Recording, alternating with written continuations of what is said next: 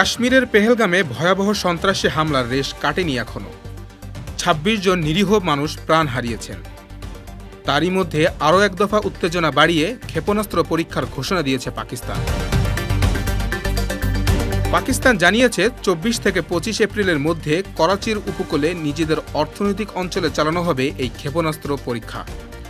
যদিও বিষয়টি নিয়ে এখনও মুখ খোলেনি ইসলামাবাদ, তবে ভারতের গোয়েন্দা সূত্র জানিয়েছে বিষয়টি তারা নিবিড়ভাবে পর্যবেক্ষণ করছে। পেহেলগামের হামলার জেরে ভারত একের পর এক কড়া সিদ্ধান্ত নেয়। বাতিল করা হয় ইন্দাস পানি চুক্তি, বন্ধ করা হয় সীমান্ত চেকপোস্ট, প্রত্যাহার করা হয় ভিসা সুবিধা, এমনকি পাকিস্তানি নাগরিকদের দেশ ছেড়ে যাওয়ারও নির্দেশ দিয়েছে দিল্লি। অন্যদিকে পাকিস্তানেও ডাকা হয়েছে জাতীয় নিরাপত্তা কমিটির জরুরি বৈঠক। প্রতিরক্ষামন্ত্রী আসিফ জানান, জাতীয় নিরাপত্তার প্রশ্নে ইসলামাবাদ কোনো ছাড় দেবে না। যদি কেউ ফলস ফ্ল্যাগ অপারেশন চালায় তার পরিণতি ভয়াবহ হতে পারে। দুই পারমাণবিক শক্তিধর দেশের এই উত্তেজনাকে ঘিরে দুশ্চিন্তায় আন্তর্জাতিক মহলও।